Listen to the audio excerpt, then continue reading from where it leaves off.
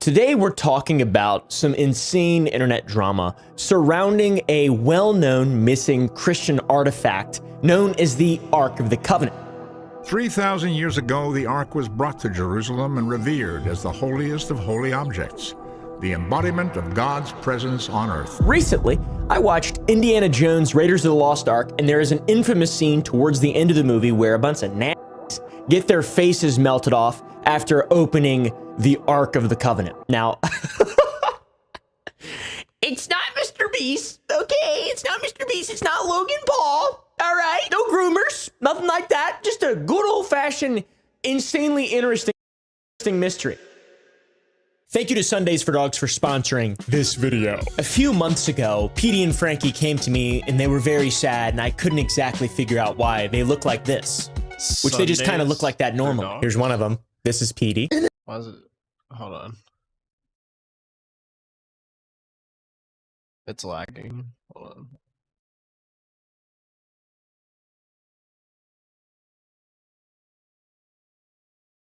Today we're talking about some insane internet drama surrounding a well-known missing Christian artifact known as the Ark of the Covenant. 3,000 years ago, the Ark was brought to Jerusalem and revered as the holiest of holy objects, the embodiment of God's presence on earth. Recently, I watched Indiana Jones Raiders of the Lost Ark, and there is an infamous scene towards the end of the movie where a bunch of nasties get their faces melted off after opening the Ark of the Covenant. Now, it's not Mr. Beast, okay? It's not Mr. Beast. It's not Logan Paul, all right? No groomers, nothing like that. Just a good old-fashioned, insanely interesting mystery.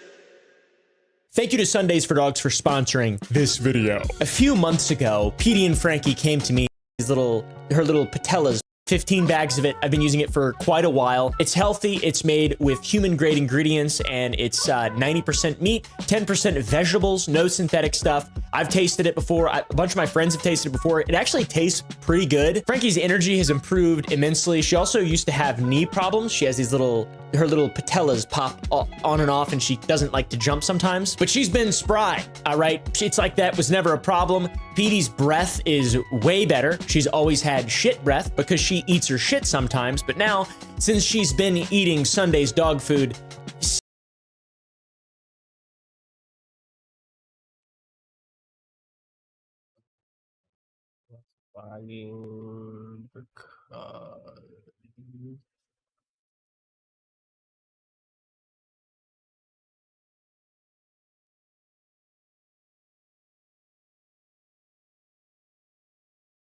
seeing them happy, and just I've been enjoying my dog experience substantially more. Genuinely, this is a great brand. When I saw that they wanted to work with the channel, I was like, what? That's awesome. It is air dried, so it just doesn't have to go in the refrigerator. There's no messy prep. It doesn't stink. It's not gross. It is top tier, top quality food in the most efficient way that's great for your dog and beats out all the competition. If you want to try it out, you can get 50% off your first order by heading to my link or using my code at checkout. I don't think I've ever seen him take a sponsor for anything. Code OOMPA. Your pup is going to love it.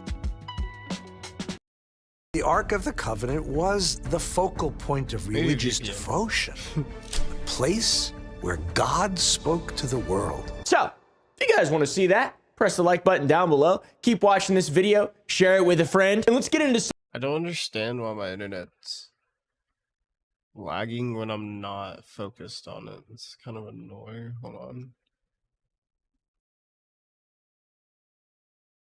Copy?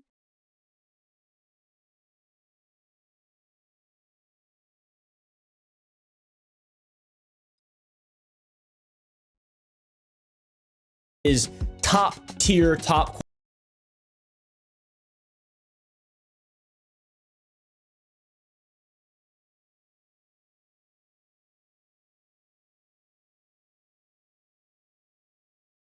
quality food in the most efficient way that's great for your dog and beats out all the competition. If you want to try it out, you can get 50% off your first order by heading to my link or using my code. Okay, cool. It still does it. That's great. Some of the ridiculousness surrounding the Lost Ark. As you all know, we love conspiracies on this channel, and today we're discussing one of the best theories, conspiracies, just of all time that we've ever come across, and that are the theories surrounding the Ark of the Covenant. Even many of the most critical historical scholars of the Bible would say there's something to this. So put on your tinfoil hats and lock the in! Seriously though, I know you guys have noticed a bit of a change in my content. I'm gonna be switching it up even more and more and more over the next couple months to just be focusing on things that are more important, things that actually matter to me. So if you really want to see more content like this, press the like button down below. We're gonna try to increase our research value, increase our production, and just make these longer and better and more fun to watch. So what is the Ark? If you are unfamiliar with the term Ark in regard to the Covenant, either A, you're not a religious person, you've never seen Indiana Jones, okay, or you've never played Halo. What is this place?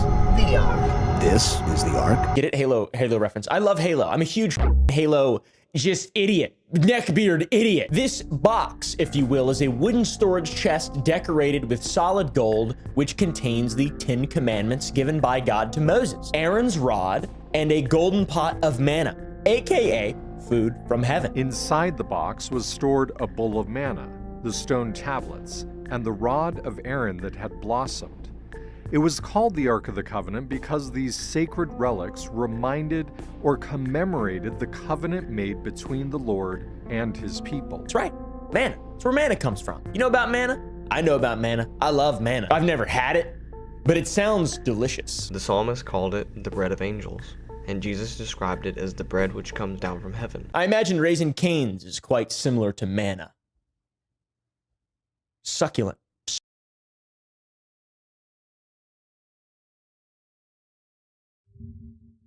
Why is Opera lagging when I play YouTube?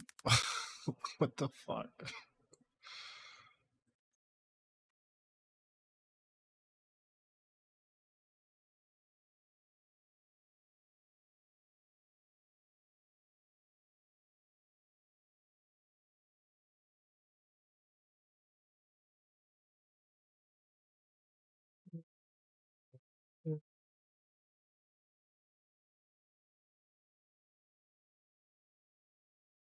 How did these people are talking about ad blockers? Succulent chicken. According to the book What are you doing? Agility and watching YouTube?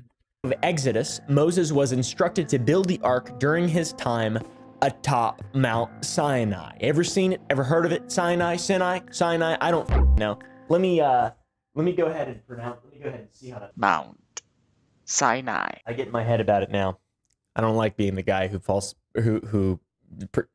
pronounces things that are important wrong. According to the book of Exodus, Moses was instructed to build the ark during his time atop Mount Sinai, the same place Moses was given the 10 Commandments, if you're familiar. While Moses was on Mount Sinai, the Lord appeared to him and gave him tablets of stone, upon which were engraved the 10 Commandments. These essential laws represented God's covenant with Israel.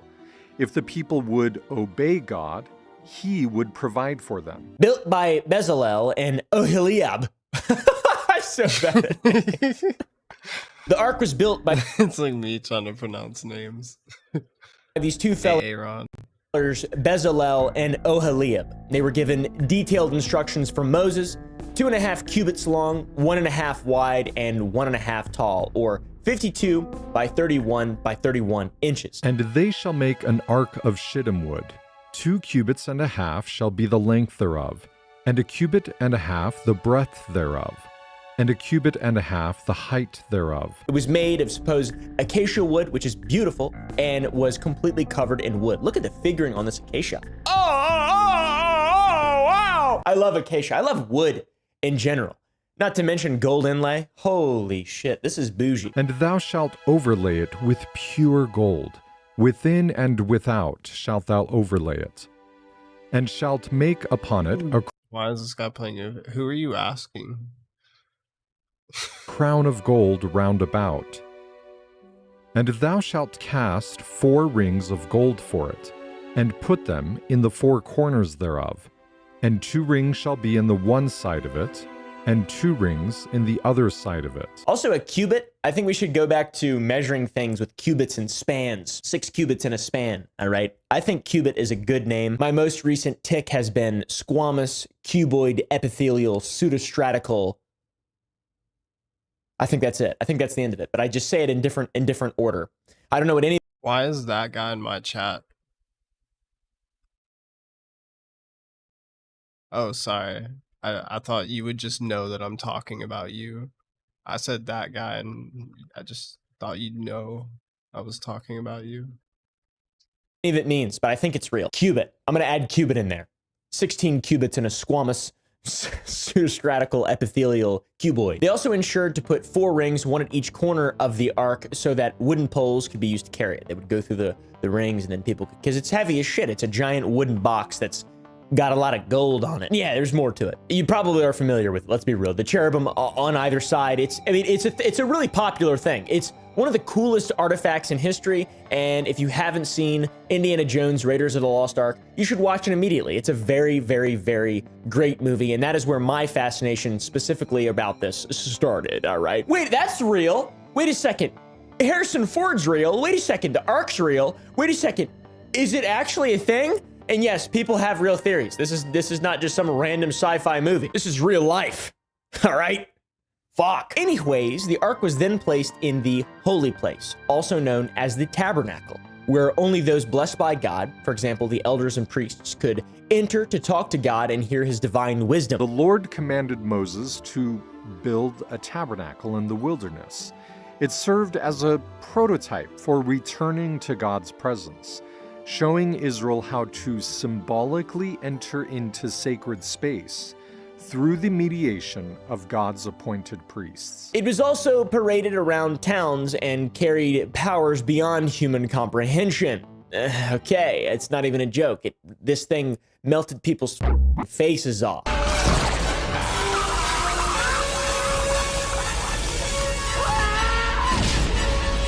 According to biblical text, when the Philistines captured the ark, they celebrated and stated that the glory has departed from Israel. The Battle of Eben Haezer in what's now Rosh Hashanah, the Philistines strike the Israelites a heavy blow. Thousands of soldiers are killed, and the Israelite army is in trouble. Some suggest using the doomsday weapon, the Ark of the Covenant. The ark is brought to the battlefield. The Israelite camp cheers, and the Philistines, they shake with fear. But to the surprise of both sides, the Philistines win the battle once again. And it doesn't end there. The venerated sacred ark is captured by the enemy. However, they would quickly realize that this is a mistake. These fellas paraded the ark through their towns to mock the Israelites for their prize. However, in relation to this, terrible things would happen. It was finally put in the temple of Dagon, and the next day, the Dagon idol was found broken and bowed before it. The people of Ashdod were also smitten with tumors, and a rat carried a plague over the land. The people of Ashdod were struck with tumors, and a plague of mice ravaged the land. Terrified, the Philistines moved the ark to different cities, Gath and then Ekron. But everywhere the ark went, the wrath of God followed, afflicting the people with similar plagues. I mean, classic old-timey stuff there. Smitten with tumors. Imagine you just got a tumor. We know how common cancer is now. Imagine back in the day, you just got a thing on you. Oh, that's God, crazy. I'm full of tumors. Old people are full of tumors. You ever notice that? When you get like 95 years old and you got tumors in your head, what are you supposed to do? Get them out? No, you're gonna die soon anyway, so like, who cares, bro? Just embrace the tomb, all right? It seemed that the people who had captured the ark were truly plagued and cursed as they surrounded it once they took it away from the land of Israel. This obviously led them wanting to get rid of the artifact because they were plagued by fear. At this point, there's some psychological warfare. They've got a giant, seems like a nuclear, a radioactive emitter, some kind of RimWorld psychotronic transmitter out there just affecting everyone's moods for the next 7 days, or whatever the RimWorld. I love RimWorld. Actually, biblical times remind me a lot of RimWorld. That's a really good comparison. Interesting. That's true. I think I ran into the Philistines once. They had a few lycanthropes with them. It took them a while to get rid of this thing, too. They held on to it for about 7 months, which is a long time if it's causing tumors and smitten people with rat plagues. I mean, I'd get rid of that thing instantaneously. If I had a piece of furniture in my house that was cursed, I mean, what the? I don't care if it's got gold and shit on it. If anything, that'd be, you take it from a temple, a tabernacle, and you're like, oh, this is going to be a great centerpiece. It's going to get all the people talking. Hey, man, no, it's not. It's actually going to smite you with tumors and plagues. Frankie, get in it. That's my dog, Frankie. She's right here. She's this little sweet bean right here. Little sweet bean. So after these smitten people accompanied the return of the ark back to the Israelites, they gave offerings of golden images of the tumors and mice, which makes a lot of sense. They're like children with crayons. Very articulate, creative, expressive. The Philistines sought counsel from their priests and diviners. They were advised to send the ark back to Israel, along with a guilt offering of golden tumors and mice, as a recognition of God's power over them. To ensure it was truly God's doing, they placed the ark on a cart drawn by cows that had never been yoked, sending it toward Israel without guidance. If the cows went straight to Israel, it would confirm that the plagues were from God. The ark stopped in this guy's field, Joshua the Beth Shemite, and the Beth Shemites offered sacrifices and burnt different offerings in celebration. However, out of curiosity, Beth Shemesh gazed into the ark and suffered a great punishment. All right. According to translation, either 70 or 50,070 were then immediately struck down by the Lord. When it gets to Beth Shemesh, the men see the ark coming, and 70 men open the ark and look inside, and all die. So that's not. Yeah. I love whenever people tell you things, like tell you Christian stories and stuff in the Bible and stuff. And then whenever they tell you something like crazy that happened, they give you that like long pause and then they smile and they're like, isn't that crazy? And you're just like, okay. So that's not good. That's quite bad. That sounds like the death toll of someone who accidentally just set off a little nuclear bomb. Now, I'm not saying it's a nuclear bomb or some kind of nuclear technology, some kind of atom, some kind of atomic particle generator or something like that, but it's also exactly what I'm saying. I jest. Do I, though? I don't know. That seems really crazy. Why would they make this up? I mean, I think I know why, but I don't know. The ark was then taken and put away because if someone gets curious and gazes into it, between 70 or 50,070 people die. That's bad. They sent messengers to the inhabitants of Kiriath Jearim, saying, "The Philistines have returned the ark of the Lord. Come down and take it up to you." And the men of Kiriath Jearim came and took up the ark of the Lord and brought it to the house of Abinadab on the hill. And they consecrated his son Eleazar to have charge of the ark of the Lord. Imagine once again the infamous scene from Indiana Jones, my favorite movie, where they opened the ark and it began to explode and melt. That's what was happening to these Beth Shemites. Beth Shemesh, Joshua, everybody died. What the f? After this absolute travesty, the ark was moved around many times, and the most popular of the locations was the Temple of King Solomon. In time, the Ark of the Covenant was placed by the prophet Solomon in the great temple in Jerusalem, also known as the Temple of Solomon. However, in 587 BC, Jerusalem was invaded by the Babylonian army. The Temple of Solomon was sacked, and the Jews were sent into exile. So it was there, it was here, it was there. Here's a map of all the potential locations of the Ark of the Covenant. The magic box, the acacia golden box that blows people's faces off. They move this thing around a lot, all right? That's the main point here. But it really all boils down to the alleged fact that this artifact held powers and basically the presence of God wherever it traveled. The Bible reveals that the Ark of the Covenant was where God set up his throne upon the earth, and the place where his presence appeared among his people Israel. In 587 BC, the Babylonians destroyed Jerusalem because of our last character, friend of the show, Nebuchadnezzar. He burned it to the ground, okay? It's son of a... Nebuchadnezzar, king of Babylon, and all his army came against Jerusalem and besieged it.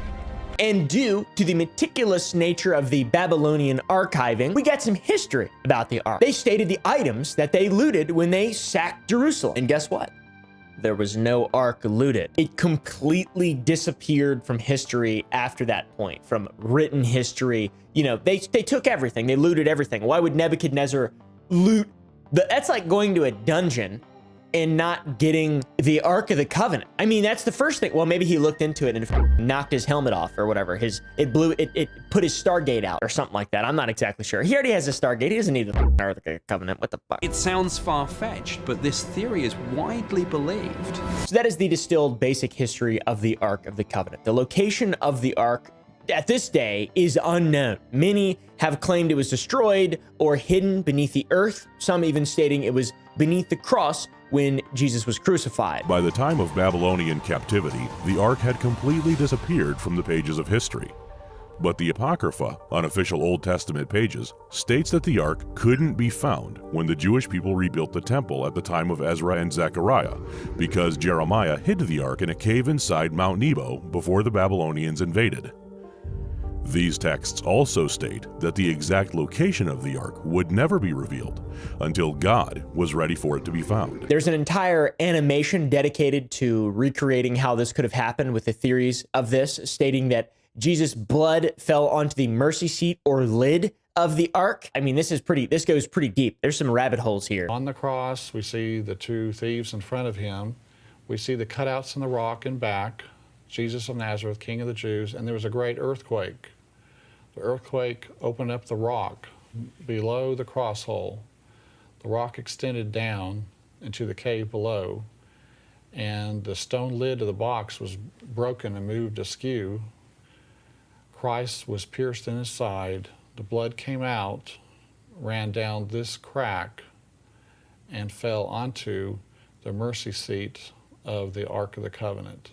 There's a bunch of theories, but nobody actually knows exactly where the Ark lays. Nobody's seen it, nobody's touched it, nobody's opened it, nobody's gazed, all right? And it hasn't gazed back, fortunately. Also, to be fair, the areas in which it probably is or could be, if it's still there,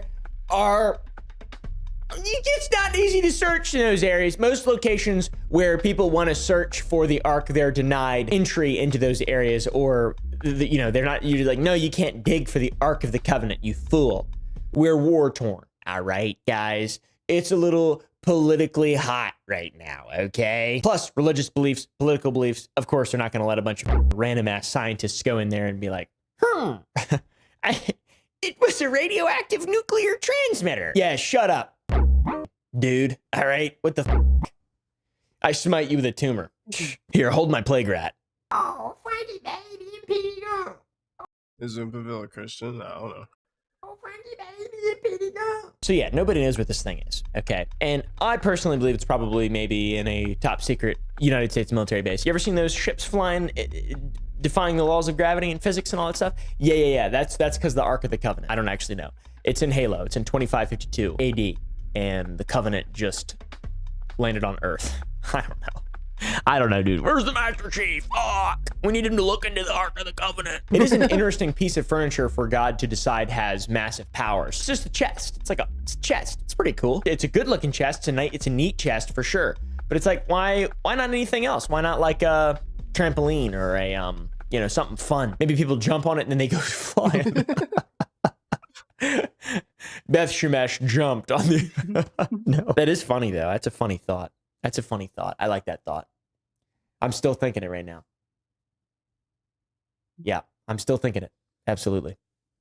I figure you can probably imagine that there's a ton of people searching for this thing, and there have been a ton of people searching for this thing for a very, very, very long time. We found some crazy biblical artifacts and proven the existence of some really interesting stuff, and the Ark still hasn't been found. But there's a lot of people looking for this thing, okay? One of these fellas is known as Ron Wyatt. 2 first names, pretty cool. Ron Wyatt is the guy that is responsible for the belief of the Ark being beneath where Jesus was crucified, beneath his cross. He claims he actually saw the Ark and the exact tomb where the Ark was held. This guy is claiming some wild stuff. Now, when I found the Ark of the Covenant, the lid on the stone box had been busted and slid around, one end of it slid around to the side, and there was dried blood on both edges of that broken lid.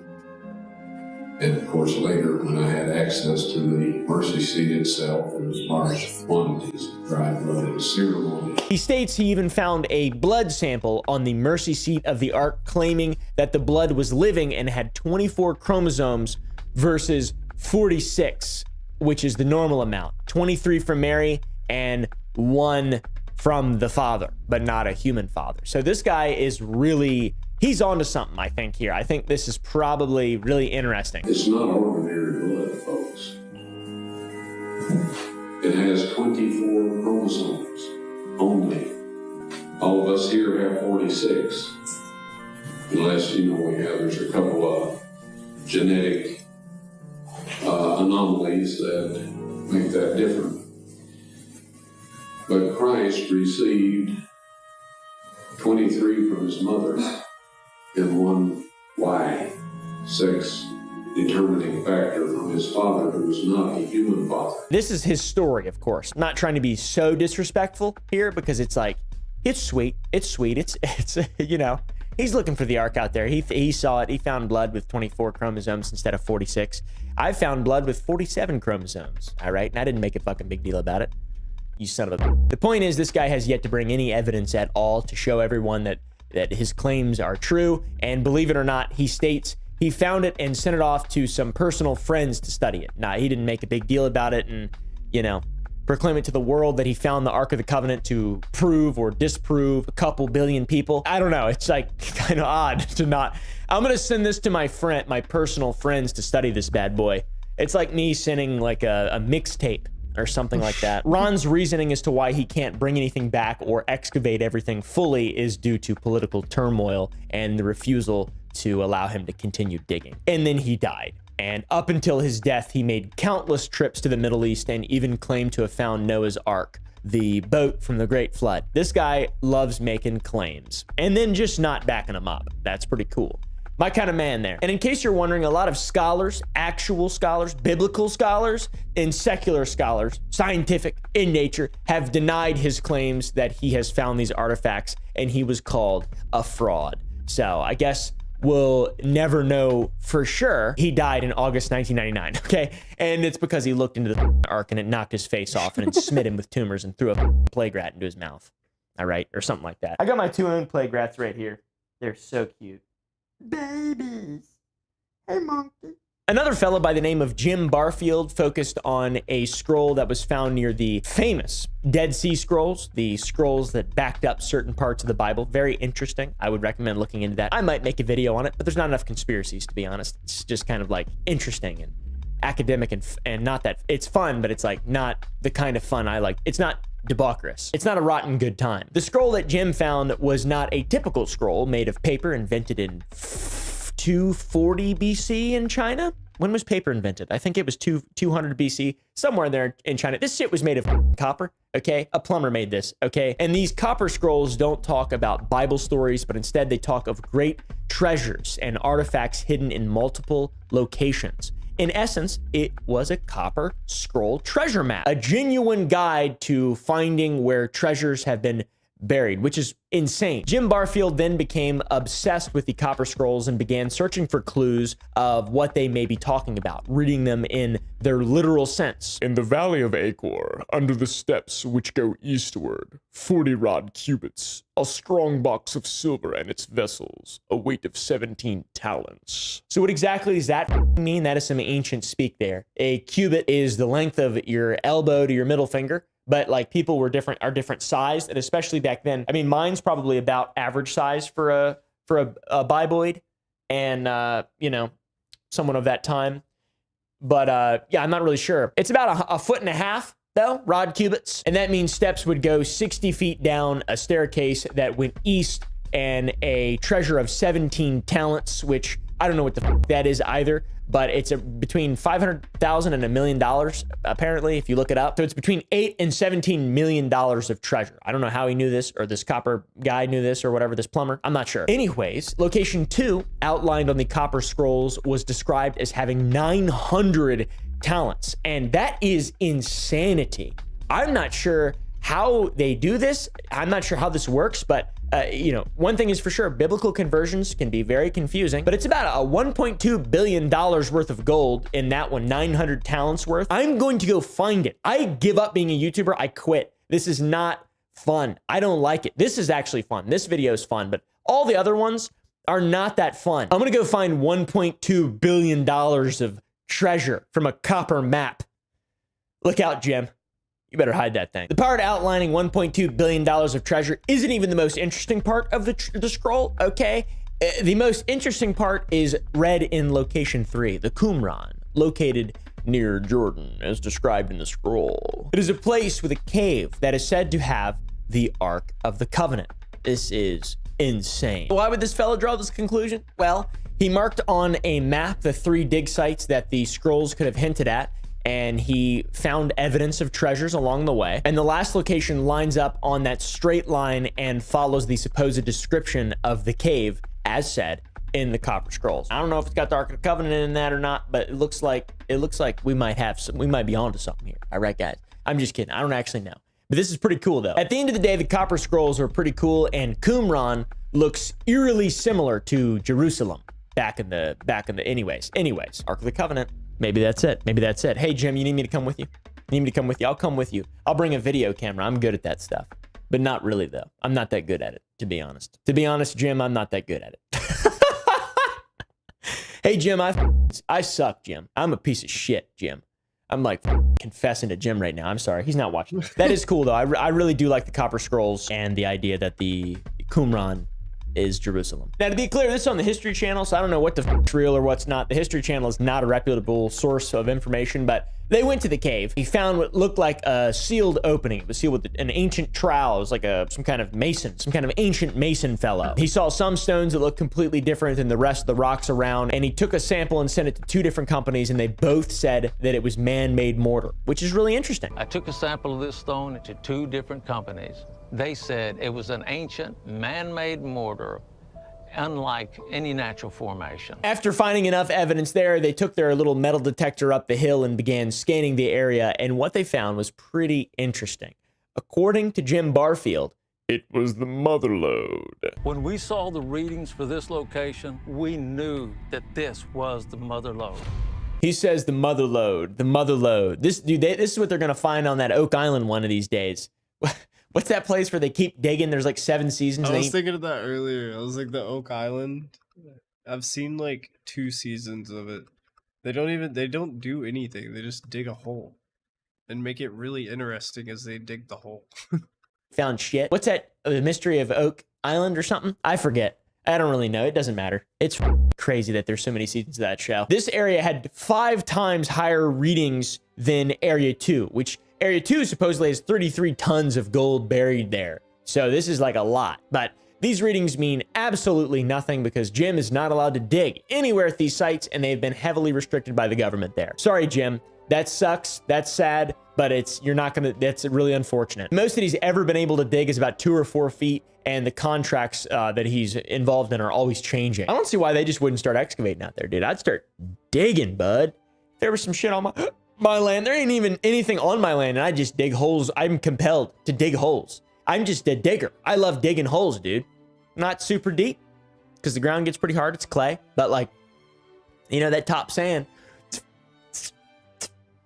nothing's more satisfying than digging a hole until you start to get tired. Then it's like, all right, I'm good. So it's just more mystery in regard to the Ark of the Covenant and just general biblical treasures with the Copper Scrolls and Jim Barfield. There are so many theories, from the Templars being involved to the Nazis. There are theories of where the Ark could be if it wasn't destroyed at some point. It was just acacia. I'm not sure. Piece of furniture isn't going to last that long, to be honest with you, but maybe it's got a holy power, some holy uranium in it or something like that. Regardless of that, though, they're always finding stuff from before our time, but the Ark of the Covenant mystery in particular leaves more questions than answers. There's so many possibilities. Here's the fun part: conspiracies. All right, guys, conspiracies. This is, I mean, out there. There is some out there conspiracies surrounding the Ark of the Covenant. Some really wild stuff. My baby gumpies. I just put my hand out and she just puts her head in my hand. Oh, Gumpy. Dumpy baby. Oh, little baby so small. Little baby so small. Little baby so small. Little baby so small. So what the happened to the Ark of the Covenant, guys? And what powers does it have? I mean, it allowed them to win battles and caused plagues to those who were against God's chosen people. So this thing is really, really, really important, allegedly. What power would it have now if we found it? What if I opened it up and I looked at it? Would it blow my face off? Would a plague rat fly out? What exactly is happening? Now, there's quite a few theories here, but these are just theories. I mean, like, I don't even need to explain that. These are awesome theories. These are the theories as to what powers the Ark of the Covenant probably had scientifically accurately and in real life when it actually existed, if it still exists. I'm not exactly sure. What? It's no wonder the Nazis wanted it so badly during World War II. I think I might be conflating Indiana Jones with reality, unfortunately, but them Nazis was obsessed with the occult. They wanted the Cup of Christ, the Holy Grail. I'm sure they wanted the Ark of the Covenant. I'm not exactly sure. They were under Hitler's direct orders to go and find every single religious artifact possible. They took a lot. It took a lot. The Catholic Church and stuff. It did a lot. It was a really interesting time, to be honest with you. Very interesting. Weird. It will probably come at no surprise to you that they were actually interested in the Ark. I mean, let's be real. They were interested in everything else. They had that acorn, the bell. They were interested in winning the war at any means necessary. Some of those means might be by which things we just don't understand, Daddy. Okay, now, put your science hat on, because this is about to get really, really, really high level and articulate. First theory, the Ark is an electric capacitor.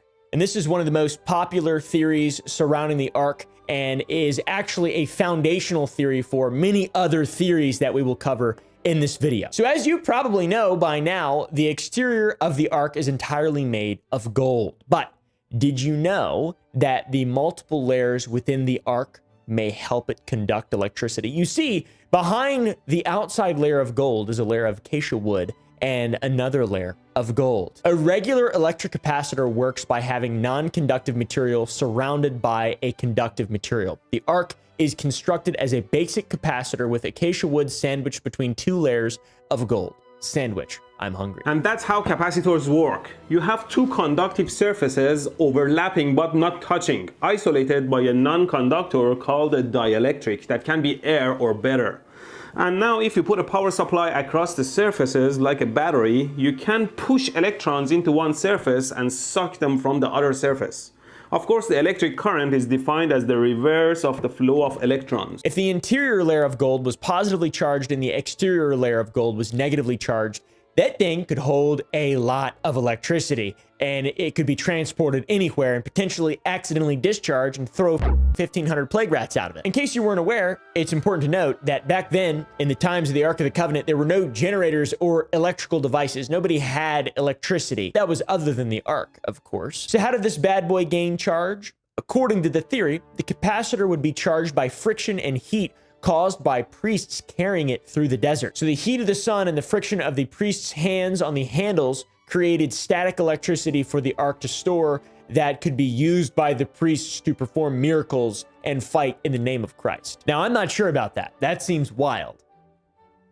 You do what with it? This explanation does tie into stories found within the Bible, confirming that the Ark could have been an electrical conduit. For example, in Joshua 6:1 through 27, the Battle of Jericho is explained in great detail. And an important detail from the story is the Ark of the Covenant was brought to the walls of the city of Jericho and marched around the walls for 7 days by priests and armed guards. And after the 7th day, the wall fell down and the Israelites stormed the city successfully, capturing it from the Canaanites. Oh, wow. That thing is definitely a big time capacitor. It makes sense to just like not buy any of this stuff, obviously, but imagine you go back in time and you see these people carrying this thing around and it's like launching bolts of lightning and shit. And you're just, oh my God. Oh my God, there's no peer-reviewed studies to help me understand exactly what I'm witnessing here. You just go back in time and people are casting spells and eating manna. What the hell? You tell me it was all real? I sure hope it is. So basically, the priests carried the Ark around the walls of Jericho to charge it up and blow down the walls so the Israelites could capture the city. This is an interesting way to siege a city. It's just one piece of written evidence that could potentially prove the ark was a capacitor. Furthermore, in the book of Exodus, specifically Exodus 36:19, the ark is described as being covered in animal hides and fine cloth to protect it during transport. Cloth is a well-known insulator, and animal hides can sometimes be good insulators if the hairs are kept intact. So it would potentially appear that the priests covered the ark in insulators to prevent themselves from getting shocked during transport. These guys had a gigantic electric energy weapon. Holy shit. Speaking of transport, how is it possible for 4 priests to carry an ark? It's 2 layers of solid gold, and not to mention the contents within it. 16 Caniac combos, 900 plague rats, and a whole hell of a lot of electricity. Gold is double the density of steel, which means the ark would have weighed a shit ton. It would have been incredibly heavy. But if it were an electric capacitor, it could potentially help explain why 4 priests were able to carry it and how maybe it could levitate off the ground, as elaborated upon in 1 Samuel 5. You see, fellas, if the outside layer were negatively charged, as we previously discussed, then it would repel the negatively charged surface of the earth, making it float off the ground. It will always go from the direction strong to weak. And essentially, these 2 magnets will move outwards, they will repel, because that's the only way you can make this field in the center weaker, to match the field at the outsides. This would make it practically weightless and allow priests to transport it over any terrain and any distance, since most of the weight is being held up by the negative energy field in between the ark and the ground. Now, if that's the case, why don't we just do that? Now, if we understand that shit, if you're like, well, the ark back in the Bible times would float off the ground, all right? And it's a big old electrical capacitor. Why don't we just build one right now, you know?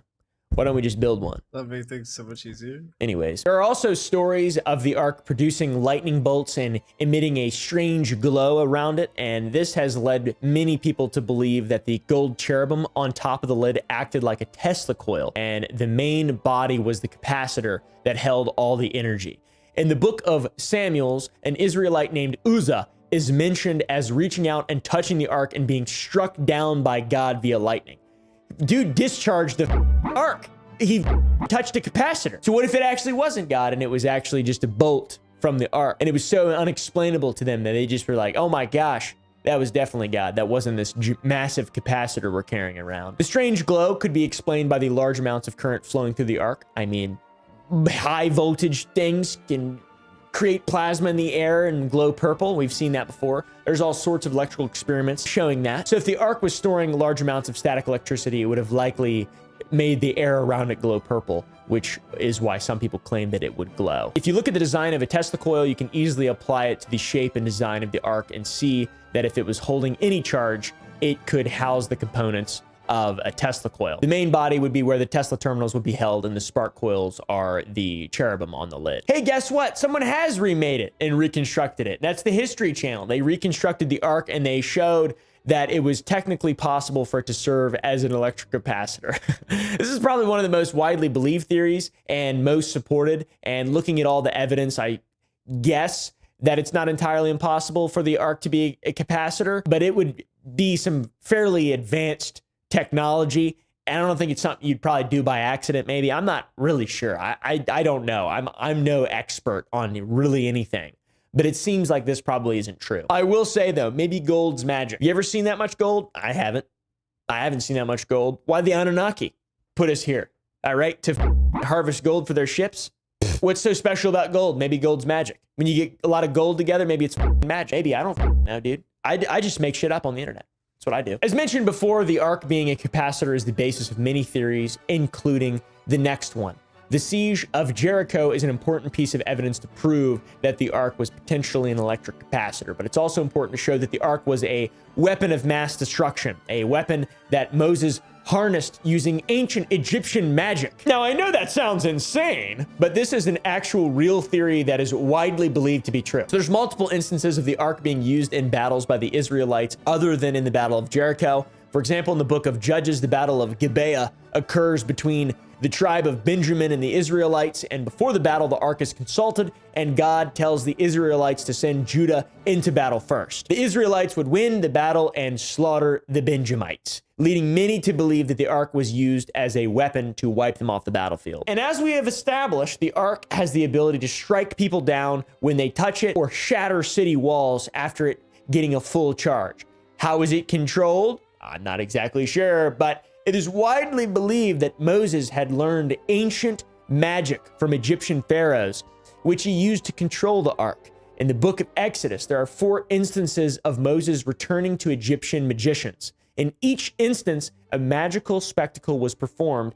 For example, in Exodus 7:10-13, Egyptian magicians turned their staffs into snakes. Sometimes I turned my snake into a staff when my girlfriend touched it. In Exodus 7:20-24, Moses turned the river Nile into blood. And in all the instances, it is said that the magicians did the same things using their secret ancient Egyptian arts. It is also a fact that Moses was born in Egypt, meaning that he was around these magicians or had seen their work his entire life. And this has led a lot of really smart people to believe that Moses learned the ancient magic of the Egyptian magicians and used these powers to control the power stored within the Ark of the Covenant to blast and shatter. You might be wondering, how the f would he learn that arcane knowledge? How would he even know how to use the Ark? It's a one-of-a-kind device never seen before.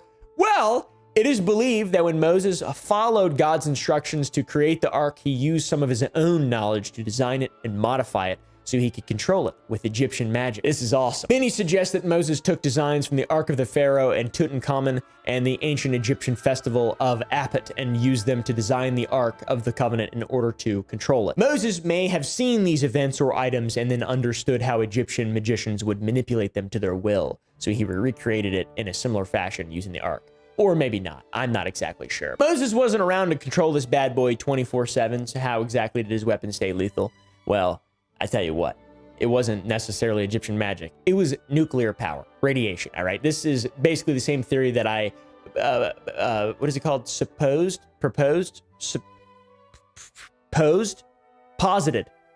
Posited, that's it. Once again, back to the book of Samuel. The battle of Ebenezer occurred between the Israelites and the Philistines. They took the ark, they brought it back, they got tumors, they got rats, then they took it back, they brought the golden tumors, they brought back the golden rats. So even without Moses, the ark was still very lethal, and similar to previous attacks where it was either consulted or used to throw bolts of lightnings, it caused plagues and tumors. Okay, guys, unsimilar, dissimilar. Okay, this time it fucking caused plagues and tumors. This got some people thinking, hey man, maybe it's radiation. Maybe it's radiation poisoning. Maybe it's nuclear. Yes, you heard that right. The Ark of the Covenant was a nuclear weapon that could radiate lethal doses of radiation poisoning in times of need, such as when it was stolen by the Philistines. So not always, but specifically when it was stolen by the Philistines. You might be asking me, Upavel, well, how is the ark radioactive? We already went over how it was built. It's a capacitor. It's a capacitor that can shoot bolts of lightning using magic gold, all right? It's not radioactive. Acacia's not radioactive, but maybe the contents within the ark, the tablets of the 10 Commandments, potentially one of those things was radioactive enough to kill a man. There are a few pieces of evidence that could actually prove this theory to be true. Firstly, back to Mount Sinai, where Moses carved the 10 Commandments.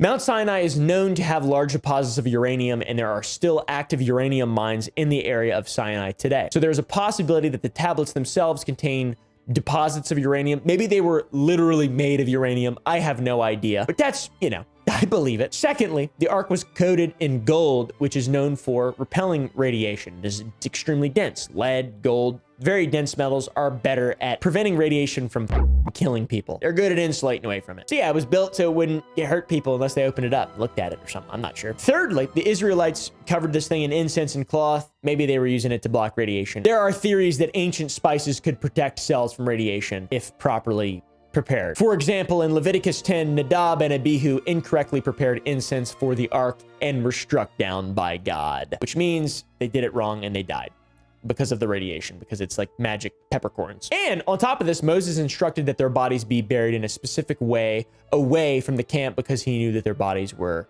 infected, irradiated. Lastly, the priests that carried the ark were instructed to wear golden accoutrements, golden hat, golden clothing, and even the temples where the ark was stored had special altars in separate buildings because they knew how radioactive this bad boy was. So this theory would also explain why the Philistines got tumors. And, some people believe that the radiation emanating from the ark caused the walls of Jericho to crack and fall to the ground, which that's ridiculous, but I don't know. I'm not a genius. There's one more theory, by the way. This involves the ark being a manna machine of the Manna tribe. This theory is deep-seated in Jewish religion. It comes from the Jewish Kabbalah, a teaching method that involves many fundamental principles and ideas of the Jewish faith. Two people, George Sassoon and Rodney Dale, supposedly decoded the Kabbalah and realized that the Ark of the Covenant was a manna machine, or a nuclear reactor-powered machine that could infinitely produce food. These two geniuses explained that the Kabbalah was not an ideology or God, but in fact, a manna machine, and that the nuclear reactor used to power it was housed inside the Ark. It was a manna machine, guys. They claim that this device is the reason that the Israelites survived the 40-year journey across the Sinai desert in the book of Exodus, because they were eating canes. They also stated that the ark produced manna or food for 6 days straight in the book of Exodus, and then on the 7th day, it had to be cleaned in order to continue producing, which that's pretty awesome. It had to clean that bad boy off. It had to wipe its butt. This schedule ties in with the Jewish day of rest, the Sabbath, in which you're supposed to spend the day resting and praying, and it would explain the origin of the long-standing tradition, the wiping of the butt of the Ark of the Covenant. There are many theories to what happened to the Ark and what its true purpose was. Maybe someday we will finally uncover it so we can look inside. I want to look inside and get hit with a plague rat. Anyways, guys, thank you for watching. If you enjoyed, press the like button down below. Go to sour.gg. Hey, it actually lit up. Buy some candy and join the Gump Club to see these videos uncensored. Yes, sir. Plus, you get like pretty cool stuff. Sour Boys, you get some unique merch. We sell mouse pads. We sell a pretty good amount of interesting things. Anyways, thank you all for watching. I really appreciate it. Goodbye. What did this feed up? Why the 97 mage? Do I have anything else that's 97? No. Play war is gonna be interesting. Mod Sarni, I'll be watching. I think I'll mess with the teams. Wait, Mod Sarni.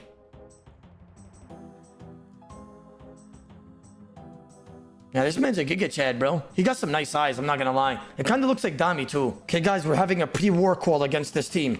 Whoever's wondering what's happening, these guys are known for being in Clan War scene for a lot of years. And, they went ahead and PM'd us and said that they want a big war to happen. And they posted it on Reddit and stuff, and it got traction. That's why Mod Sarni, I'm assuming, is here, and, stuff like that. And we're gonna be fighting them, and we're gonna hope to take this win to, get a badge of honor in the Clan Wars community. Oh my god, look how many people we had all the way north as well. I didn't even know all these guys were up here. They're pushing into us. Kill the white dots that are inside of us. Kill the white dots that are inside of us. It's laws. Sit down. Corsi on silver paint. Zilla, find the guy with full gothic. Zilla, he's right in front of me. I snared him. Sit down, you motherfucker. Attack him, gentlemen. Sit down. We kill them one by one. Stop doing a foo-foo. Everybody. Guys, we're up by 40. Keep it going, guys. Stay focused. Focus right here. Look at Mockrick inside of us. Stay focused. One STR. This is the biggest war in history, in RuneScape history, as far as Clan Wars goes. So, there was a Wildy event. It was 180 versus 180. Clan Wars specifically. Clan Wars specifically. Yeah. Also, quick question. We'll do another one based off how it is right now. After that, do you guys want to just both open RCCs and we'll spam your FC as well? By the way, everybody spam. Tell your clan. Tell your clan to spam heart for Sarni, and Mo, tell everybody in the boys to spam heart for Sarni because he's being nice. I feel bad. Oh yeah. Of course. Well, that was fun. Those guys were nice. That was like a free-to-play clan that's been doing this for 4 years, and they hit us up and said they wanted to do like an event with us. Honestly, good guys. That was fun. I feel like they weren't bad people. Pretty rare to find people that are down to earth like that in the clan, the multi community. Shout out to them. That was a fun time. You guys! Oh yeah, I wanted to see that. But that's 22 minutes. You guys! We can finally leave this crappy town and live the life we've all dreamed of! What are you talking about, dude? Haven't you been watching the news? Adventure is back, my friends. And it's all happening right here. Kingdom of Varlamore. To adventure! Damn, dude, this place is huge. Yeah, it's almost as big as Cartman's ass. No, it isn't, you guys. What's all this commotion about? Well, my girlfriend broke up with me. That was strange. Hello. Hello, ma'am. I'm working to clean up the neighborhood from parasites. Do you mind if I take a quick look around your house? I'm afraid you may have hippies. I suppose. I was just going to the bank to see how rich I am. All right, gotta be strong. There's still a lot more treasure to go.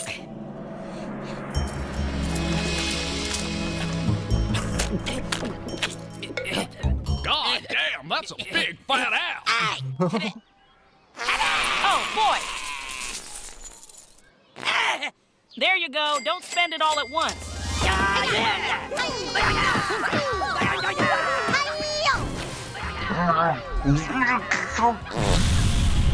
Look out! Don't worry, I can shoot us. Oh my God! They killed Kenny! You bastard! Yeah! Shut up, hippies! I'll kill you! Yeah! I'm done! Take that! Attaboy, butters! Oh, it's a little dragon. Well, hello there, Miss... Zipline! Shaka, bro! Woohoo! All right, nice zip! Well, how was it, Cartman? It's totally fucking stupid, dude! Ready to go hunting, Cartman? I don't think so, dude. Come on in. Hi, kids! You kids should stop Man Bear Pig. Man Bear Pig? It is half man, half bear, and half pig. And he most certainly exists. This is gonna suck. There it is. He's half man and half bear pig. No, dude, he's half man, half bear, and half pig. Shoot it, Stan. I'll kill you! I got your back, soldier! We got it! Damn, for a minute there I thought we found it. Boys, you got it all wrong. This is Pig Bear Man. Dude, I don't understand hunting at all. Yeah, it's stupid. Hunting sober is like fishing sober. Well, I can't give you any loot or EXP for this. Okay, that does it. Screw you guys, I'm going home.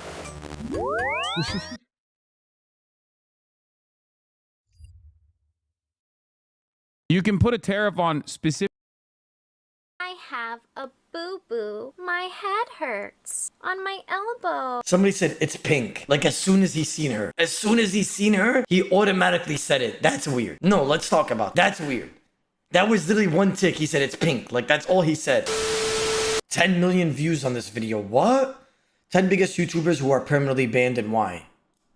Channels, from smallest to largest, explaining what they did, beginning with the most unlikable channel in YouTube history called It's Owen. You might recognize the channel from his notoriously terrible intros. Like this video and subscribe right now, or this spider will crawl on your ear whilst you're asleep tonight. Always placed after shameless clickbait like Charlie D'Amelio is dying today. On top of this, Owen relentlessly clickbaited fake Mr. Beast scenarios. However, after Technoblade's passing on the 30th of June 2022, It's Owen took his scumbaggery to a point of no return. He'd upload a video titled Mr. Beast Final Goodbye to Technoblade, with the introduction stating this. This is Mr. Beast's final goodbye to Technoblade and their last time playing Minecraft together. Although the video showed nothing more than Technoblade playing Minecraft and a completely fabricated Mr. Beast tweet. The video received over 800,000 views in under 24 hours, yet with a top comment reading, "The amount of disrespect this guy has is unlike anything I've ever seen before. Complete and utter shame. He was about to face some serious backlash." Just awful garbage. I have more respect for shit stains in a gas station urinal than I do for Owen. YouTubers clickbaiting Technoblade's death for views has made me lose all faith in humanity. It's just so messed up, which is followed by another tweet from Owen himself. At Team YouTube, my YouTube channel with 3.5 million subs just got terminated. Please help me get it back. I'm so depressed right now I don't know what to do.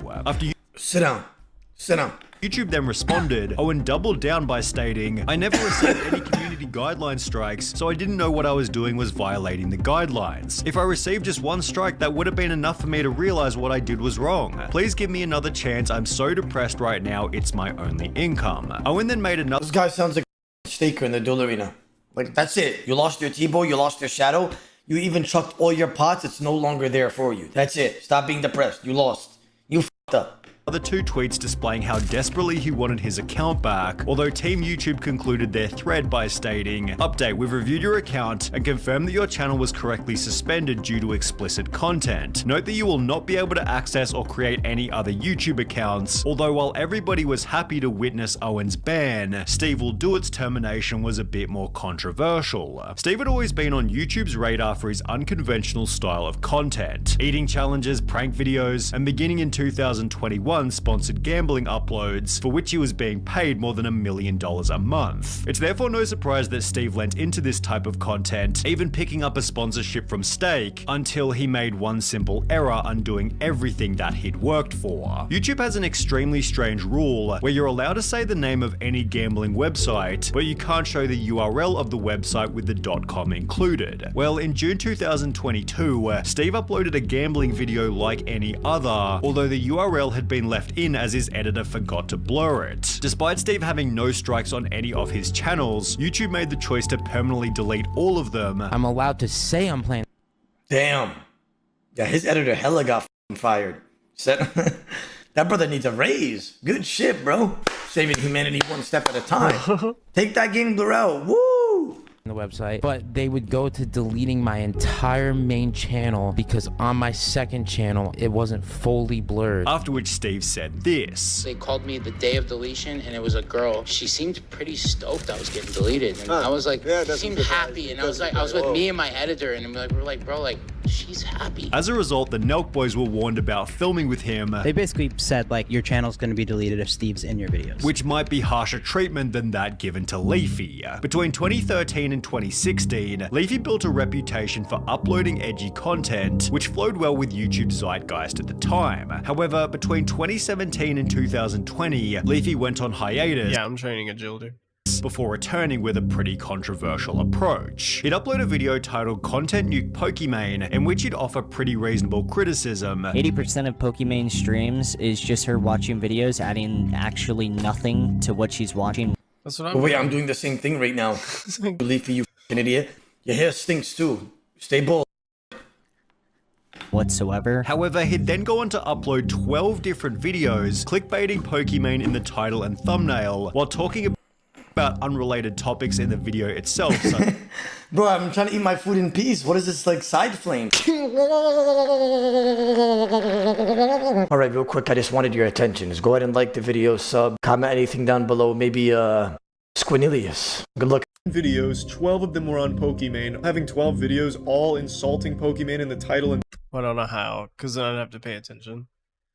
thumbnail, that's viewed as harassment by YouTube. Despite having no prior strikes on his channel, Leafy woke up to a permanent ban for creating content designed to harass, bully, or threaten. He'd take to Twitter stating, "Morning at Team YouTube, my channel was suspended yesterday. Curious if there's anything I could do to get it reinstated, or if there's any statement on this you could give on this." However, despite his tweet, Leafy seemed pretty unconcerned about having his channel deleted. If I am gonna be banned, like, so be it. The website is shit. What else is there like, there's nothing else needed to be said. Pokimane took to Twitter stating, "I know I'm gonna get asked this, so I'd like to clarify I had nothing to do with Leafy's ban," before adding, "Don't want my silence to leave room for assumptions." Leafy's ban was bound to happen eventually. However, someone whose termination was a little more... Honestly, the Leafy ban, I feel like it's kind of whack. Okay, so what? He made 12 videos on Pokimane. I'm assuming he did that because he was getting a lot of views on every video that he made about Pokimane. I feel like that's kind of whack. I mean, he was just trying to farm revenue, I'm assuming. Surprising was that of Kabi Lami. He gained 100 million TikTok followers in less than 5 months, and with YouTube launching their own Shorts program, Kabi started posting across the two platforms. His notoriously funny skits exploded on YouTube as they... Bro, not even trying to be a but this guy's skits and everything that I've watched of him, I don't even know how it's considered funny. I'm gonna be honest. Like, wow. Like, I was in awe when I seen some... like, he's the most followed TikToker. I couldn't believe it. Not always it's funny. All right, let's see an example. We need to watch this together because you're claiming it's funny. Kabi Lami, okay.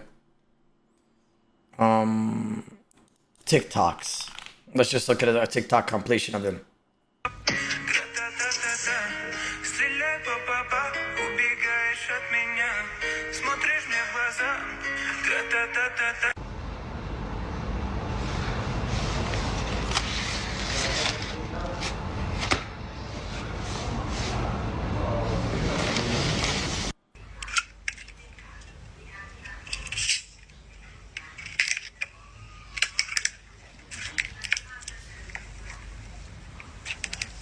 And now he's gonna open the soda normally and just like.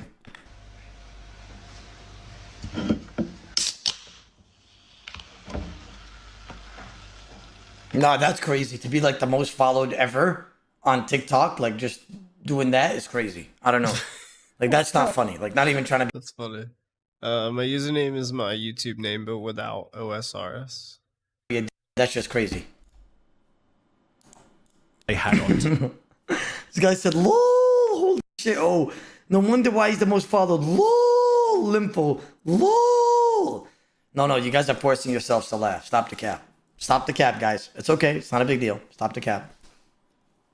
TikTok, giving him over 800 million views and 2 million subscribers during his very first month on the platform. This was then followed and 2 million uploaded on YouTube as they had on TikTok, giving him over 800 million views and 2 million subscribers during his very first month on the platform. This was then followed by another 800 million views in the next month, and after only 4 months of uploading to YouTube, Kabilami had racked up 2.4 billion views and 5.2 million subscribers. He was then banned permanently. Why? Well, you see, this wasn't actually Kabilami. It was an impersonator who was simply reposting his content to YouTube. He'd gained 2.4 billion views before YouTube ever realized, and this wasn't the only account doing it. Only 5 days beforehand, YouTube had banned another Kabilami impersonator with 4.84 million subscribers, after which YouTube found a third impersonator who'd gained over 100 million views in a matter of days before they were also banned. As a result, Kabi began uploading content to his own official channel, which remains very much active, unlike—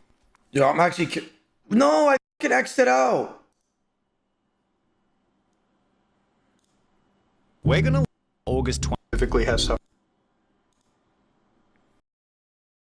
Did you feel? Oh.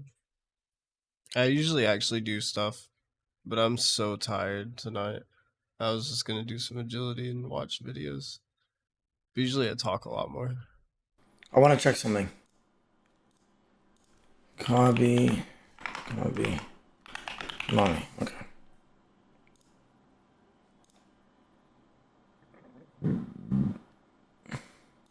Oh, I'm assuming he does shorts. That's what it is. Yeah, this was uploaded 7 days ago. Bombastic.